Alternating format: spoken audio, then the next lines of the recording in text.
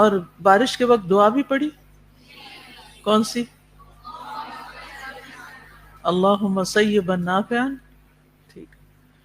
اور جب تیز ہوا چل رہی تھی اس کے لیے کیا پڑھا؟ اللہم انی اسألک خیرہا وخیر ما فیہا وخیر ما ارسلت بہ واعوذ بک من شرہا وشر ما فیہا وشر ما ارسلت بہ. خوش قسمت ہیں وہ جن کو یہ دعا آتی ہے اور انہوں نے پڑھی بھی ہے، اور آدھے خوش قسمت ہیں جنہیں آتی ہے اور پڑھی نہیں. ہاں؟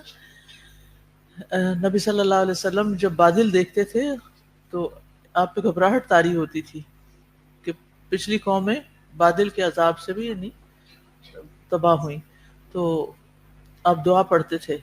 تو ہر موقع کی ہمیں اللہ تعالیٰ نے نبی صلی اللہ علیہ وسلم کے ذریعے دعا سکھائی ہے، تو ہمیں اس کا اہتمام کرنا چاہیے.